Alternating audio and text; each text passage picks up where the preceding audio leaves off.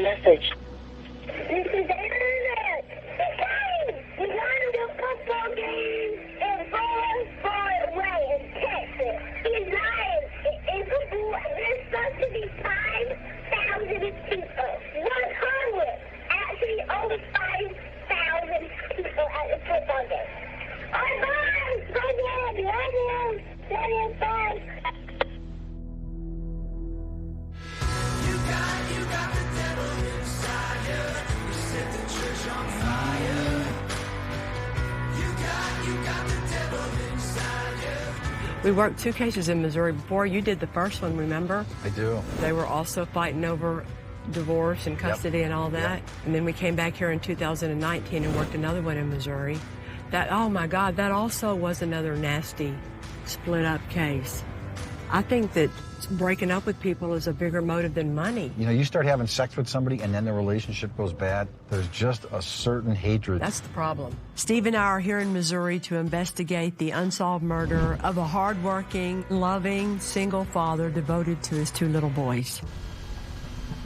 Our victim, Ricky Lubert, is just like every boy I grew up with. He likes to hunt, he's a hard worker. But he clearly loves his 2 kids, and I think that's the center of his whole universe. He had quit drinking, and he basically turned his life around for his kids. And how ironic that the bullet that passes through him hits a handwritten note from one of the kids that says, "I love you," and bounces off of the wall after it passes through his body. In November of 2007, Ricky Lubert was alone in his trailer, and as he was passing by a window, he was shot by a high-powered rifle from over 100 yards away, hunted in his own home. It's a football field and a half. Yeah, 380 feet. That's a long-ass shot. Everybody has got a rifle here because deer hunting is the 2nd biggest religious holiday. Well, deer season opened that following Saturday. Somebody's a skilled deer hunter. Ricky's only known enemies were his ex-girlfriend, who he was in a heated custody battle with, and her hostile new husband. But would a mother really kill over custody if that meant she was going to be robbing her own 2 little boys of their dad? These little boys were 6 and 8. That basically means their whole life has been lived under this whole cloud. And over the years, wouldn't you become a little bit suspicious of your own mother? I mean, you're going to sit down at some point and say, hey, what the hell happened here?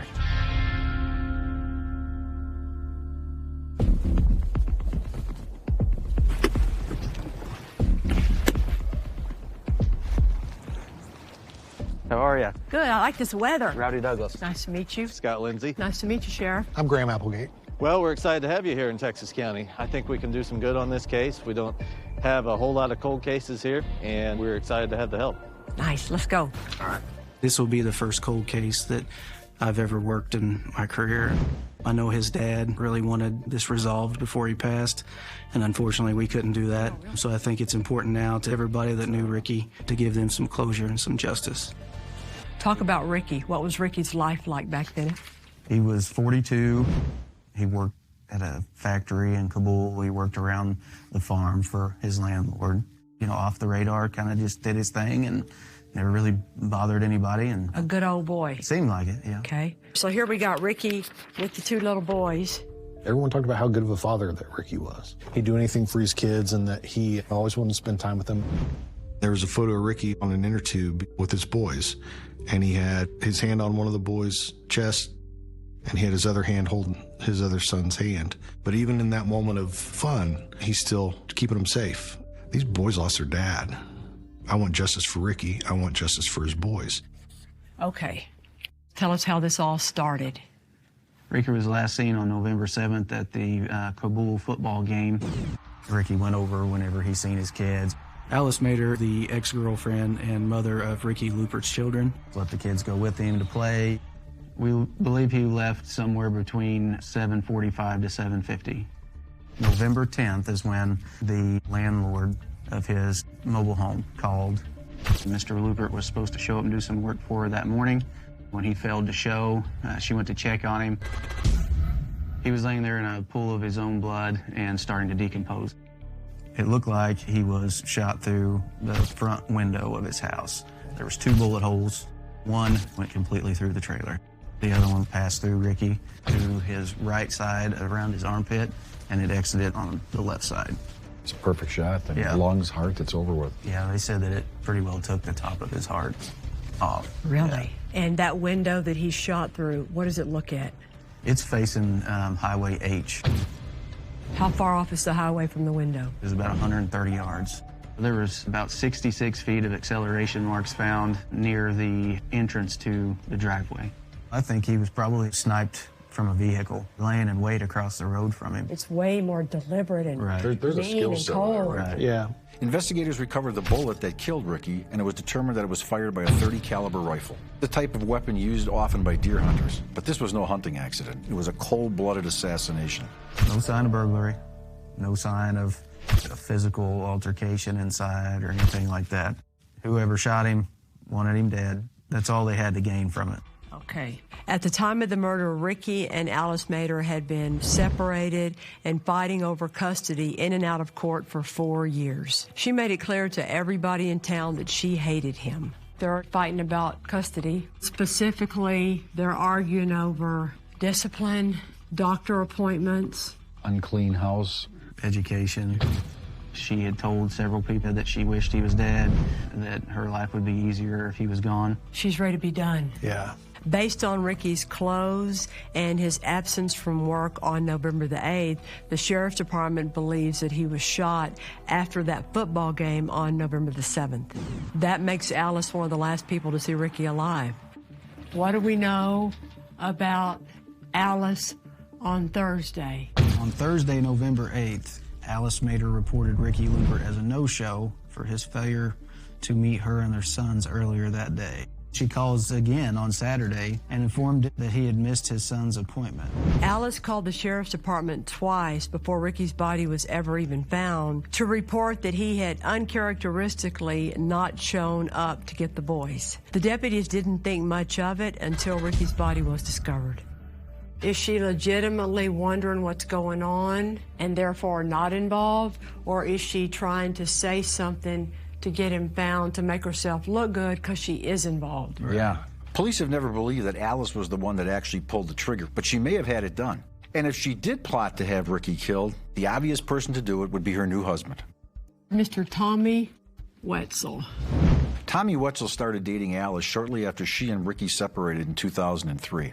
And they got married in 2005, and he moved in with Alice and the boys.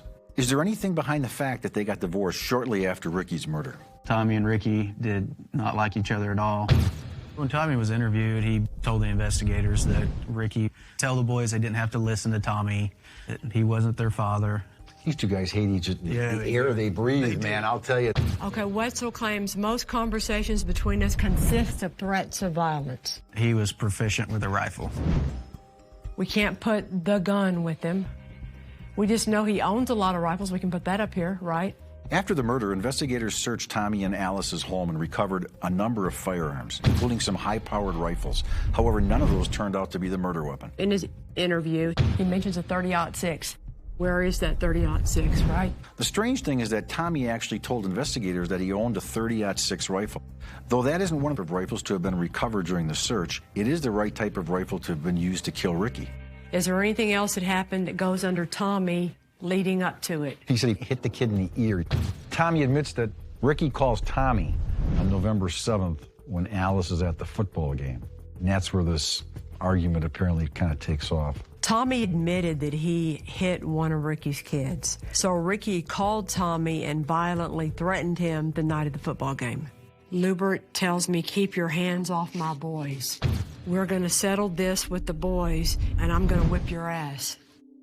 Could that threat have driven Tommy to kill Ricky later that night? What did Alice know? Was she part of the plan? Was it her plan? Anything else about the crime itself that links back to Tommy? He's got no alibi, really, for the time period we think yes. he's dead. Well, his alibi is, I was on the computer. Yeah. Yeah, home alone. And y'all recovered all the computers that were involved with Alice and Tommy back then? Yes. And we're going to reach out to the cellular company and see if they can pull the cell tower records for Alice Mader and Tommy Wetzel to verify their statements that they gave in 2007.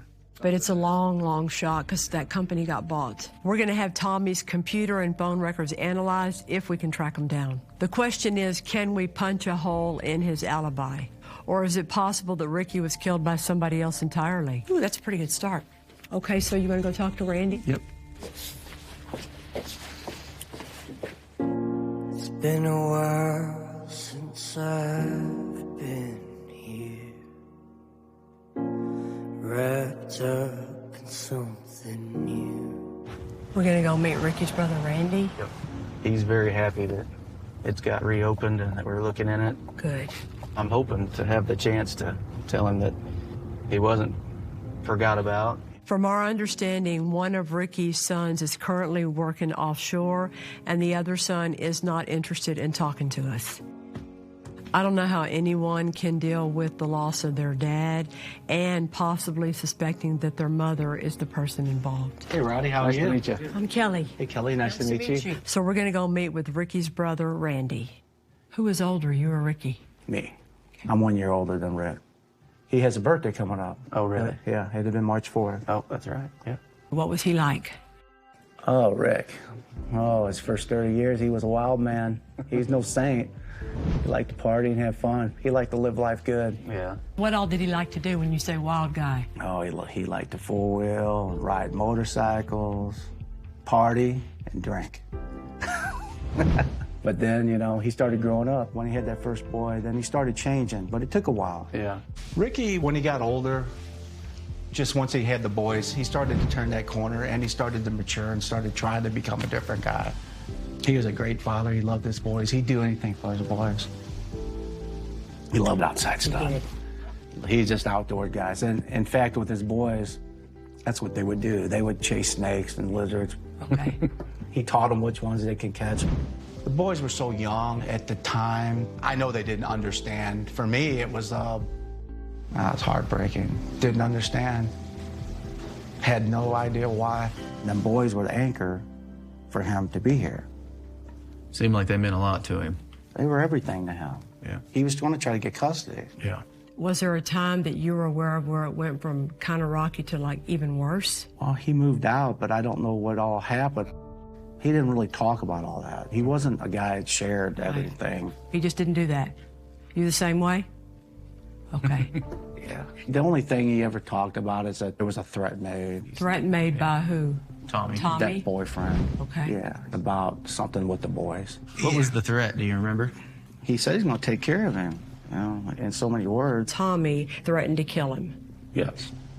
And it kind of worried me. I was like, you're not worried about that? And he goes, no. Do you know if Rick had any other enemies?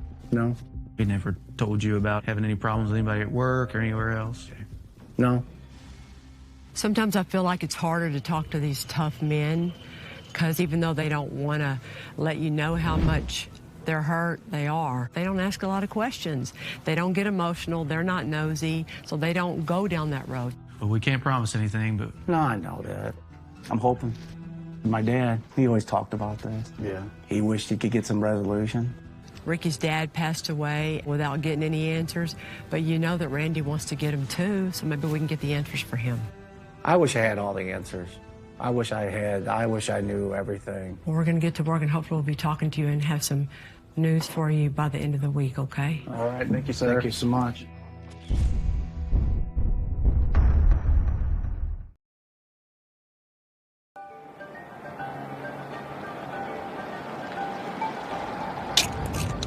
I've turned this thing on and off so many times, I don't know if it's on or off now.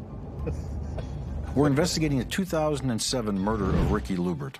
His brother couldn't share much information on his and our suspect Alice Mader's custody battle. The big question is, did Alice just hate Ricky, or was she planning on doing something about it? Rick was a good guy. He cared a lot for his kids. He said she was using every excuse she could to keep the kids from him. She would never let the kids talk to him one-on-one on the phone. They always had to be on speakerphone. He said she would control every situation. He was following the books, you know, doing everything, hoping to get things cleared up to where he could probably get custody of them. And Rick wanted the best for them boys. He would have done anything for them. But I knew he was getting close to a court case right before he passed away, or got shot, that was helped determine whether he got custody of his kids or not, is what he was talking about. Yeah. Do you remember any of the specifics about what he thought was going to come about? He was hoping that he would get him because he had proof that she wouldn't let him talk to the boys. According to court records, it does appear that Ricky and Alice had a court hearing for custody scheduled on November 29th, just a couple of weeks after he was killed. I've worked several other cases where homicides were involved to avoid the court date. Nobody wants to lose their house or their kids. He made comments that she kind of threatened him off and on before. And he always told us, if anything ever happens to him, it's her. It's Alice.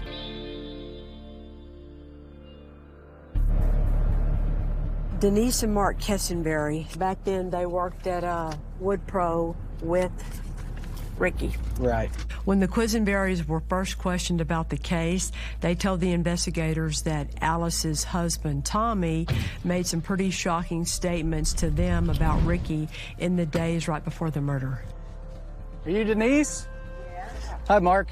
I'm Rowdy Douglas. I'm with the sheriff's office. We're wondering if they can give us any more insight into Tommy's animosity toward Ricky, or if there was any other escalating tension between the two of them. Rick was a real nice guy. I mean, he'd do anything for anybody.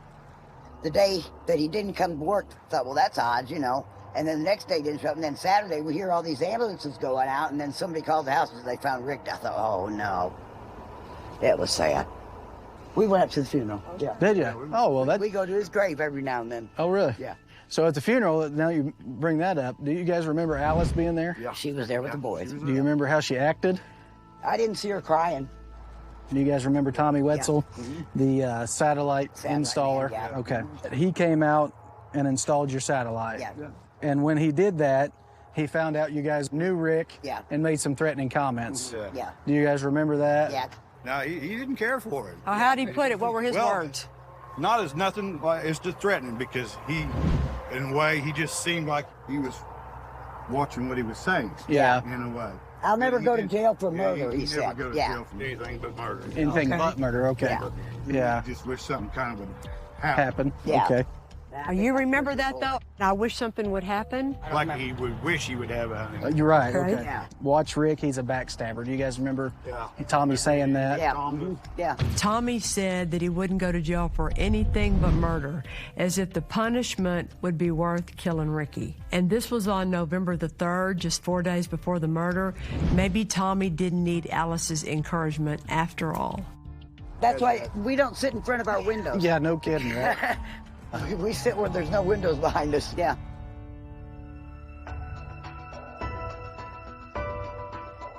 Janice Woodmansey, who was the manager of the Bullseye convenience store and had contact with Alice on a fairly regular basis. The way I understood it, Alice would come in there quite frequently, maybe even every day, and sometimes speak her mind. So maybe she's got some information. Hopefully she can still remember this. Janice Woodmansey worked at a convenience store that Alice visited every day. It's possible that she may have noticed that Alice was behaving differently at or about the time of Ricky's homicide. Did you know Ricky? I didn't know him, no, sir. Okay. No, but, I mean, I've known Alice for years and years and years. So Mater would come into your into the Bullseye on a pretty regular basis, right? Oh, every day, yeah. And so you kind of knew like what she was normally, kind of a talkative girl? She never shuts up. Yeah, I didn't want to say that, but yeah, that's right. I can remember probably, I would say like a month before, we was sitting outside on the front and Alice was asking us if we knew how she could get rid of her husband. And she would just talk about that every once in a while. She'd be like, I need to get rid of him. I just need to get rid of him. What do you think she meant by that? I know what she meant by it. She meant she wanted to kill him, have him killed. Did you think she meant that at the time? Yes, absolutely. She hated him. She didn't want him around her boys. It's one thing to go around and tell people you hate your ex, but it sounds like Alice was looking for a hitman. Did she stop coming into the store after the murder, or did it just continue? She just continued. Did you notice anything different about her demeanor? She was just as nutty as ever, so I don't think she was any different. In my heart, I always felt she had something to do with it. I don't think she did it, but I think she had somebody do it. You would think Alice would want to be more secretive in finding somebody to kill Ricky, and would ask her new husband for help before the general public. Is it possible she did, and Tommy was too scared of jail after all? Is it possible that Alice got somebody else to do it? And them kids lost their father for nothing. Yeah, they did. It's a shame.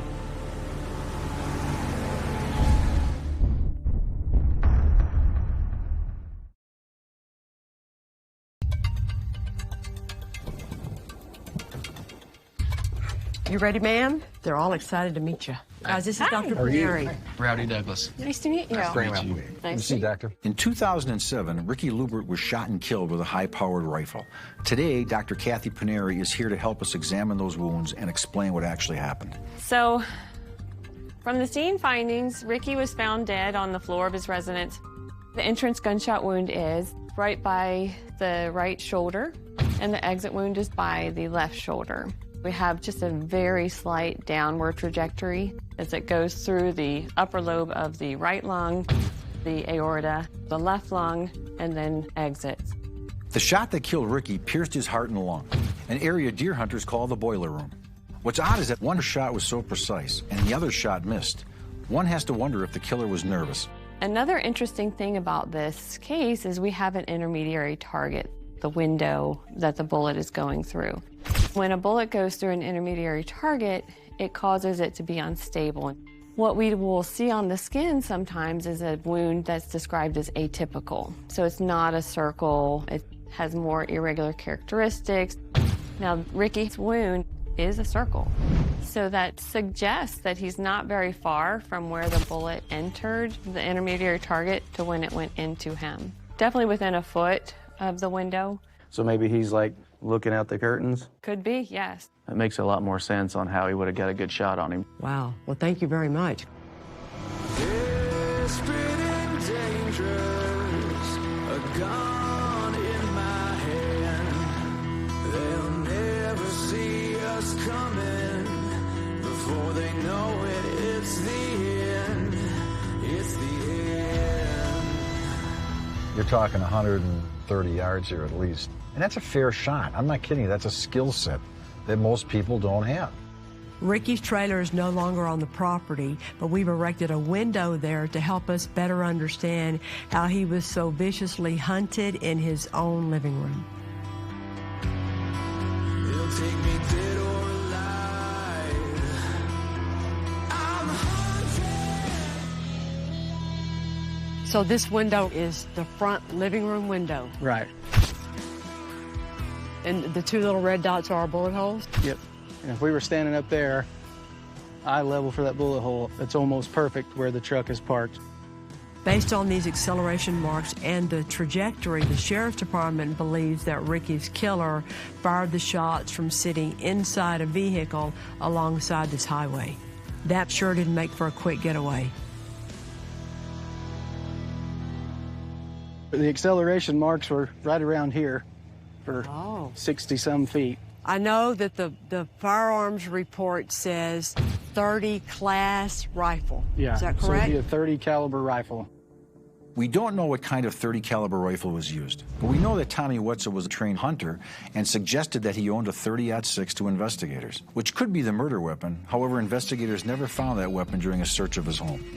So if I pull up here and I put it in park, there's Ricky's trailer right out the window all day long. So you shoot bang,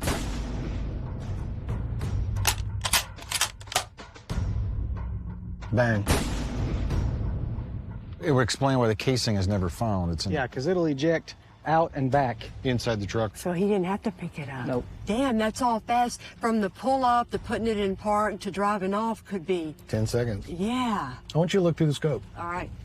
We don't know what time Ricky was killed, but we know that Alice and the boys got home from the football game around 9:30, and at that time, Tommy was home. If Tommy killed Ricky, then it likely happened before then. He and Alice lived about 20 minutes away, so he could have easily made it back home in under an hour. Hold it out the window, put your elbow on the window frame, and now you're right in the window with him. Pull. Do this. Yep, all the way back. Take straight back, push it forward, push it down. You're ready for a second round. It'd be easy if you were a good shot. You're right inside the window with him, aren't you? Yeah. Looking through this scope at this crazy distance, I'm reminded of what Tommy told the investigators, that earlier that day, Ricky threatened to whip his ass. We can't say for sure who killed Ricky, but whoever did this did it in the most cowardly way possible. Well, I think we've got a good idea of how it went down. Does that make more sense in your head? It does, it does. Yeah.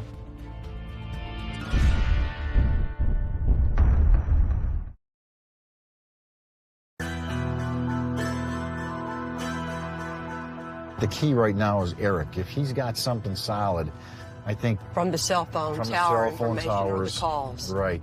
We've heard that our suspect, Alice Mader, wanted Ricky Lubert dead, and we wonder if she may have gotten her husband, Tommy Wetzel, to do it. But so far, we don't have enough evidence to prove it.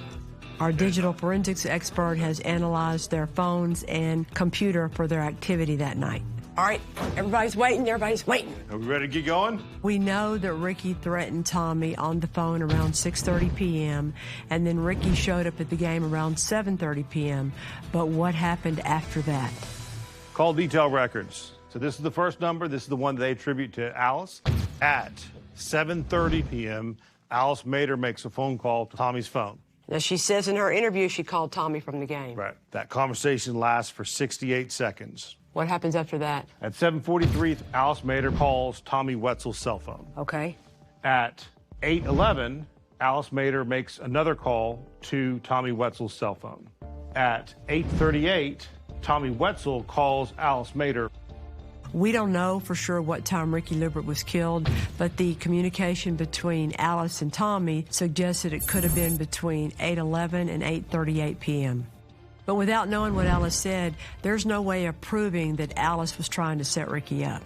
Where in all that do we have proof that she's encouraging, aiding, abetting, assisting? Tommy could have just said, he just pissed me off. We got into it again. I'm mad. And she could have said, don't do it, don't do it, don't do it. And then she's calling back or worried or coming home, wondering if he's done it.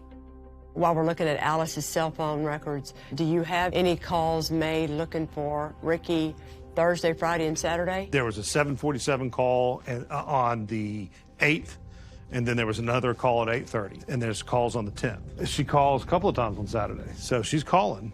I did not expect that. If Alice knew that Ricky was dead, then why is she calling Ricky on the 8th and the 10th? And these are the same days that she reached out to the authorities to say that she was concerned that Ricky had missed appointments with his sons.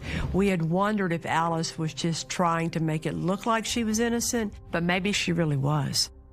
Getting into Tommy's calls, over the years, the cell phone tower names have changed. But you can still show movements. That is correct. According to Tommy Wetzel, on the night Ricky Lubert was shot, he was home watching television and using his computer. We'll see what his phone and computer have to say about that. So, 11/7/2007, 7:30 p.m., receives a call from Alice Mader. That's hitting from a tower that appears to be his home tower. 7:43 receives a call from Alice Mader. He is still hitting off that same tower that looks to be like his home tower. At 8:11, call from Alice Mader. He is still hitting off that tower that belongs to his home. At 8:38 p.m., Tommy makes a call to Alice Mader. He is, at that point in time, hitting off a tower that is not his home tower. He is now hitting off of a different tower. Right on. If you were arguing to a jury, you'd draw a big circle around that right there. The key is this anomaly right here. Tommy Wetzel's phone changed cell phone towers at 8:38, right around the time that we believe that Ricky Lubert was killed. This suggests that Tommy could have left his house after his call at 8:11, driven to Ricky's trailer, killed him, called from a different tower at 8:38, and gotten home before Alice and the boys returned from the game at 9:30. You know we're not done. Sergeant in Chief had found the computer on November 7th, 2007. From 7:58 p.m. to 11:58 p.m., there was no computer activity at all. He's not on it, period, right? Right. That's it. There you are. That's all we need. Yeah. It's time to confront Alice and Tommy. If I was a hugger, I'd give you a big hug, you know what? Fist bump. Fist bump. Nice.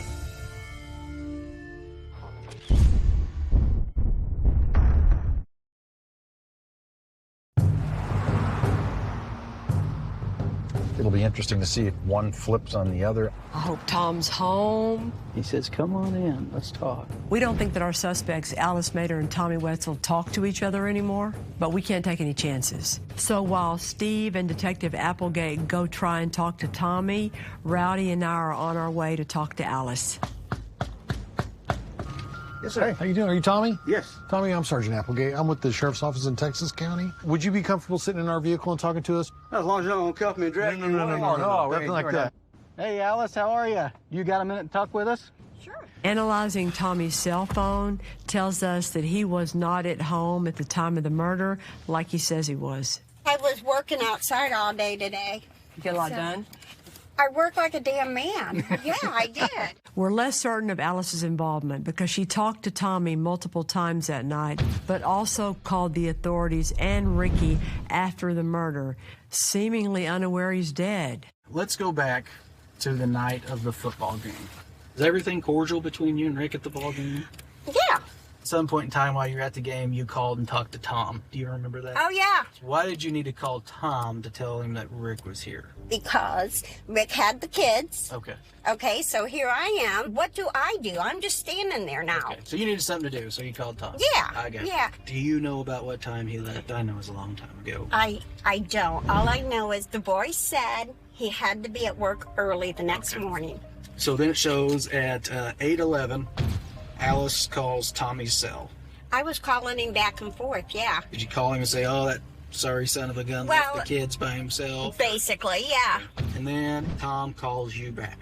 Well, he had told me that he was leaving to go do something. There was an old couple that he was got to go fix the satellite. So I was not expecting him home. And when I came home, he was here.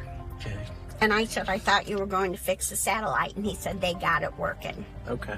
And So he didn't leave the house all night? I don't know. I wasn't here. I was at the game. According to Alice, Tommy told her that he needed to leave to go help somebody fix their TV, but he never did. It makes you wonder if he was trying to alibi himself to his own wife. Do you remember the football game night? I remember going up to the football field, yeah. Alice called me, wanted me to come up, spend some time up with her and the boys, because I was sitting home getting ready for work the next day. And so I went up to the football field, and I guess Ricky was supposed to show up there and never did. When you talked to the investigators afterwards, you didn't say that you went up to the game back then. You said that you stayed home alone by yourself. Is that what you told law enforcement, that you stayed home that night? If that's what it says, I said, I'm not going to deny it. Like I said, I just can't remember. Did you guys have words that day, you and Ricky? Did you guys get into it about flicking Aaron's ear? He got pretty upset about that, yeah. He said, what are you doing thumping my boy? I said, he was disrespectful, so I thumped him. That's another time he threatened to come and whoop my ass. Was that the night of the game that you guys had that conversation? I couldn't tell you when that conversation was for sure. Tommy first said he went to the game, and now he doesn't remember. He remembers the argument with Ricky, but not when it happened. Maybe his memory is that bad, or he's picking and choosing what he cares to remember. So people that we've talked to said that Alice made comments to the extent of, do you know anybody that would take care of him? She never mentioned anything like that to me. She never asked you? No. Did she ever lead you to believe in any way that that's something she would consider doing, was having him killed? Well, she wished he was dead a few times. Right. Well, I know you did too. Yes, I did. I definitely did. So, what does your gut tell you? Well, Alice might have hired somebody to do it. According to Tommy, Alice never said she wanted to have Ricky killed, but he thinks that she may have hired somebody to do it. It sounds as if he's trying to distance himself from this crime and throw Alice under the bus. You said you left the game around 9:30-ish, and he was still awake when you got home. That was the weirdest thing. When we got home, it was the first time we had a conversation as a family. It was just like nice. And we were actually sitting and talking, and that was bizarre. The night that Rick is murdered, he's in a great mood. Is that not weird? The whole thing is weird. Right. But I think that he told you after the murder, Alice, and if he did, this is the time. Because we're talking to Tommy right now. We got guys in Liberal, Missouri. He's been in the car with them for over an hour. And you know what he's saying? That you paid somebody to kill Rick Looper. He's going to try to throw you under the bus and make you out to be bad. Okay, just so you know, he didn't tell me anything. Let me show you something, Tommy, here. They pulled up your cell phone records. This is damning. That's your phone making a call to Alice, 8:38 p.m. What I'm telling you is, you weren't home. Okay. You never went to Tommy and said, you son of a bitch, did you kill him? No. Have I had, thoughts on it? Yeah. What do you think? Well, at one point, go through your notes. When I came home, I smelled gun stuff. That's not in any That's report not in the that we have. report. Back up and start from the beginning. You get home that night after the football game, and what do you smell? He's sitting in the chair in the rocker watching TV, and I smelled gunpowder. I was like, "What is that smell?" And he said, "Eric and him were target practicing." Alice smelled gunpowder on Tommy the night of the murder. That is brand new information. They're not married anymore. She ain't holding back. And that is a beautiful piece of circumstantial evidence against him. Think about this for a second. They're talking to Alice right now. It comes down to mercy or justice here.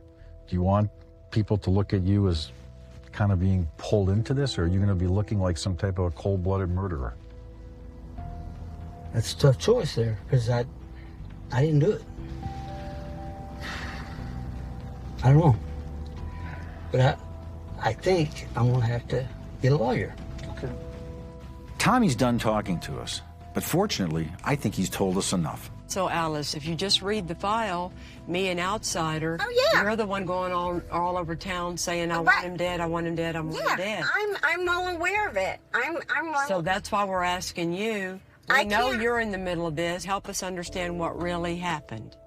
If I knew, I would tell you. Okay. I don't know. The bottom line is, I wouldn't do anything to hurt my kid.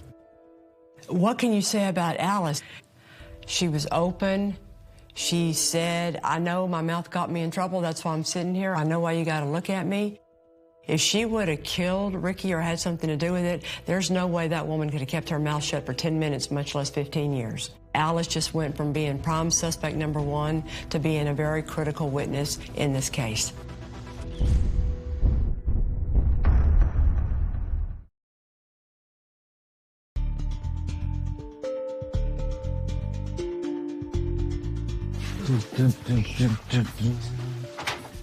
Gentlemen. Good morning. Morning. I could not sleep when I got back in that room last night. Yeah. I couldn't either. It was a good day. It was a good day. Throughout this whole investigation, we have found no evidence that Ricky Liebert had any enemies besides our two suspects on the board. Now we want to revisit all the information we've gathered. We got Miss Alice up here. We learned that her phone made calls to Ricky the day after the murder, and then 2 days after the murder. Do you have any calls made looking for Ricky Thursday, Friday, and Saturday? Yes, there's calls on the 8th and there's calls on the 10th. Why would you call a dead guy? If you knew he was dead, why would you call? And I didn't think she was smart enough to think of, well, I'll call the dead guy so they see me calling him. But then I thought, if she was smart enough, she'd bring it to our attention. Knowing Alice and knowing her mouth, I don't think if she knew anything and she was lying about anything that she would have been as consistent as she was. I think we can eliminate her. I don't think she's got the smarts, the ability, the skill set to go up and do this. I don't think she'd keep her mouth shut. It's clear why people looked at Alice. She ran her mouth all over town about how she felt about Ricky and wanting to get rid of him. Everybody knew they had an upcoming court date and they were fighting over custody of the kids. But now that kind of seems like an unfortunate coincidence. There is no direct evidence of any involvement or commission of any act that Alice did that night. And just like she told us, none of us believe that she had the heart to want to take away her kid's dad. We can clear Alice out for good. All right, Tommy Wetzel, what makes you think Tommy's the shooter? He just can't keep a story straight on where he was at the night that we know that Ricky was killed. Do you remember the football game night? I remember going up to the football field, yeah. He says in 2007 that he was at home the whole time on the computer watching TV. Well, we know he wasn't. Okay. Because his cell phone's hitting off of a different tower. At 8:38 p.m., Tommy makes a call. He is hitting off a tower that is not his home tower. What did we learn from Alice last night? He smelled like gunpowder. For the first time ever. Acted like they're a happy little family. And gave her a mini potential alibi in case Right. she came home too early. He had told me that there was an old couple that he was going to go fix the satellite. And I was so surprised when I pulled up and he was home. And he said, oh, they took care of it themselves. Yeah. Right, that old couple. Then they fixed In it. the Come little on. window of time Yeah. where it happens to be that your cell tower switched to a new location. Yeah. And then you had that phone fight. I'm going Yeah, to whip over- your ass. over the- Don't you put hands on my kids again. And the beautiful thing yesterday is that he reconfirmed it. He said, what are you doing dumping my boy? He threatened to come and whoop my ass. And he mentions a 30-06. They go to get it from his house. He can't turn it over. If there's a conflict between the two of them that Tommy's decided it's going to end tonight, he's not going to do it face to face. where Ricky can get a hold of him. He's going to do it from a distance. Unlike Alice, Tommy's mouth keeps digging his hole deeper every time he opens it. His argument with Ricky, his changing story, his missing rifle, his shattered alibi, all of this is solid circumstantial evidence against Tommy. What I want to do is present this to our prosecuting attorney, Park Stevens, and see if he'll put it in front of a grand jury and see if we can get Tommy Wetzel indicted for murder. Nice. Nice. You feeling good, too? Hell yeah. We'll sit here and wait for you. All right. Go have some good luck. All right, cool. I'll let you know. Take care, guys.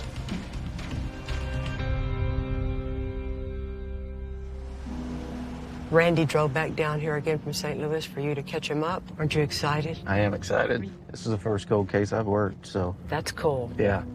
I can hear the engines go. I can see the smoke as it falls. Rowdy and Applegate had a meeting with their prosecuting attorney, and we have some good news.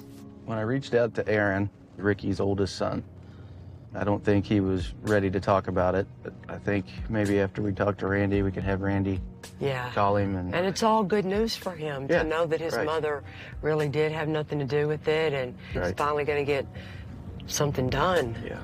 For now, we're headed to share this good news with Ricky's brother, Randy, who's been waiting 15 years for an answer. We had a pretty good week. I was prepared for the worst, but I'm hoping for the best. So. We went and talked to Alice, Tommy again, and I think pretty confident to say that Alice was not involved. Okay. I talked to the prosecuting attorney yesterday, and I'm pretty confident that we're going to take this in front of a grand jury and try to get Tommy Wetzel indicted for first-degree murder. Right? Great, I'm happy. I was hopeful, but I didn't want to get excited. Right. Okay. But now I'm pretty excited. Good. Good. You don't show it too much, but I guess that's just the kind of man you are. I'm excited. I'm excited. So what do you think this would mean to your dad? Everything. Yeah. Everything. I really wish we would have got a chance to do this before he passed away. Well, you did it for your dad. You kept pushing, and you finally got here. Yeah. I'm really excited. It all clicked. It all came together the way it should. And I'm really, really, really appreciative of it. I want to come a day where Aaron and Eric come back through town to visit, and you come down here and meet with them, and they all go to your office, and y'all all sit down and talk. I didn't even get a chance to tell him that. You can tell him. Yeah, I will. All right. Well, it was very nice meeting you. Thank you so much. Losing a father is life-changing, especially if it happens under traumatic circumstances. I'll tell them boys to call me or come down and see me. I will. Thank you so much. Thank you. It was nice to meet you. Thank you. We can't help the two little boys that lost their dad, but I hope that we can give two grown men a sense of peace.